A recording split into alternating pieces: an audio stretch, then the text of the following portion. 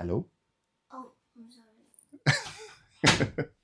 Les forces incroyables de l'Imperium, les influences dévastatrices du chaos et les complexités des peuples Xénos. Il y a tellement de factions dans l'univers de Warhammer 40K que c'est facile de se sentir enseveli, mais j'aimerais vous la proposer sur une façon plus exaltante, plus intéressante, avec les pour et les contre, les forces et les faiblesses. Aujourd'hui, on regarde ensemble quelle faction serait la plus épique pour vous.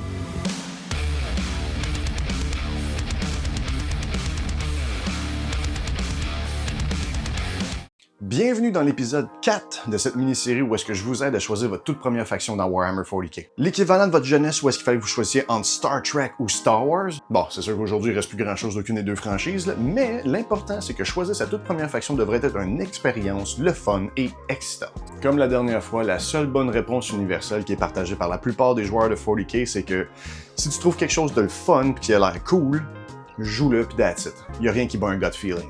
Par contre, si tu hésites entre 2-3 factions, la vidéo d'aujourd'hui est pour vous. Puisqu'on est déjà rendu à l'épisode 4, il y a plusieurs factions qu'on a vues par le passé, je vous inviterai à aller les voir si vous n'avez pas vu encore. Aujourd'hui au menu, nous avons les Adeptas Sororitas dans leur bénédictine, les Thousand Sons dans leur bac à sable, les Imperial Agents dans leur et une bonne soupe de champignons. J'ai des affaires des orques. He fucked up.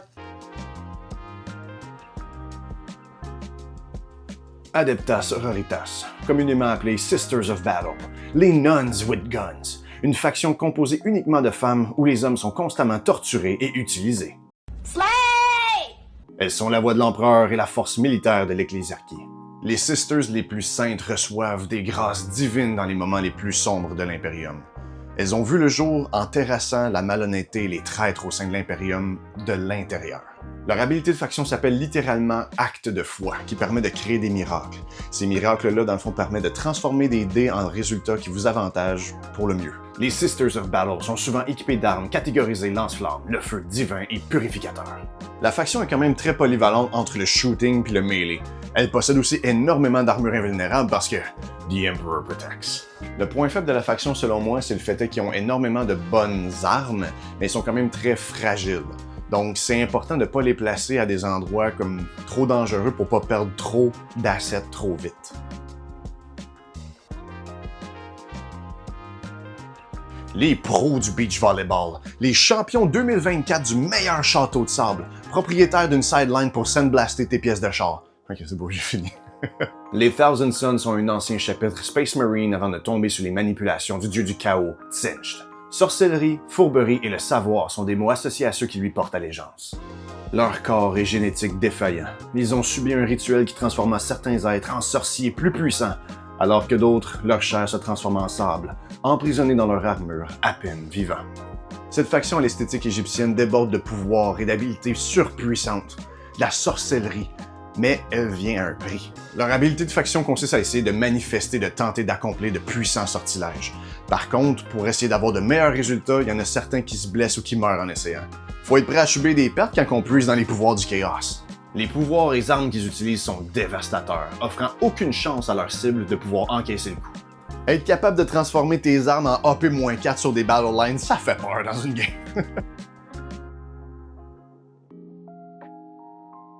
Le Genestealer Cult est selon moi une autre faction qui est extrêmement intéressante au niveau du lore.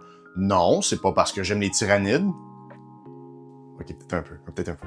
Tout commence par une petite quantité de tyrannides qui s'infiltrent dans un monde, exécutent et assimilent les connaissances de ses victimes pour comprendre le fonctionnement du système. La corruption prend place et certaines mutations apparaissent sur certains individus. Un culte secret se développe à l'insu de la société contaminée.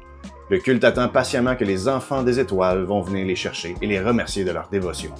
Car une fois que le culte est assez grand et juge qu'il possède assez d'informations sur la planète, ils envoient des signaux psychiques qui est capté par les flottes tyrannides. Ce que le culte de Genestealer sait pas par contre, c'est que quand les enfants des étoiles vont enfin venir puis ça va être le jour glorieux, ils vont faire partie du snack eux autres avec. Les Genestealers sont subtils et surnois et comptent énormément sur les stratégies de guerrilla tactics.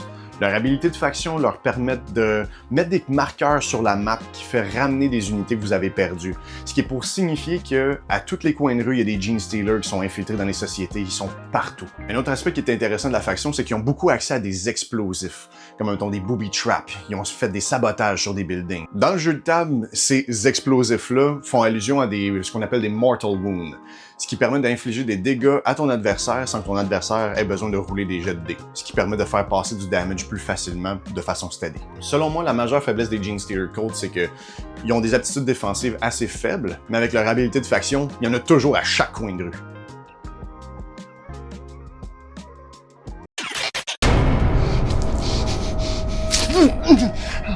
Ça devait être une erreur de script.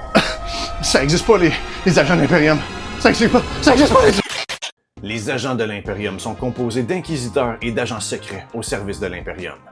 Un inquisiteur est une personne des plus influentes avec énormément d'autorité.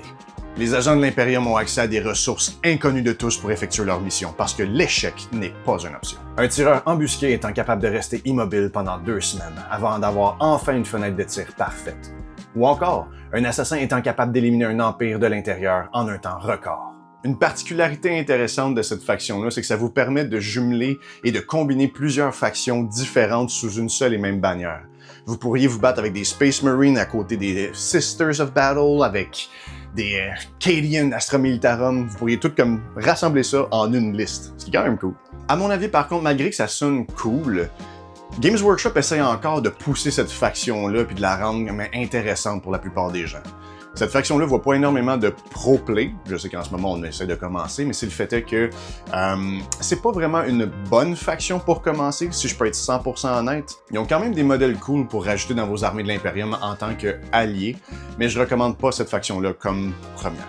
C'est déjà tout pour aujourd'hui, j'espère que ça vous a plu. Si vous avez aimé le contenu, laissez un like, un commentaire, partagez avec vos amis. Si vous êtes des passionnés de Warhammer aussi, on a notre magnifique Discord qui est une communauté grandissante. Au prochain épisode, on va avoir au menu les League of Voting dans leurs minéraux, les Grey Knights dans leur livre de recettes, les Chaos Space Marines dans leur sauce piquante et les Knights dans leur restaurant 5 étoiles parce que Colin qui coûte cher. C'était Yann-Éric de Sur la Table, ce fut un plaisir et d'ici à la prochaine, vous les laissez, Colin.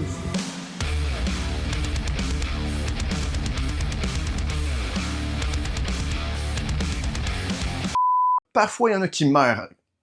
Fuck. Calice.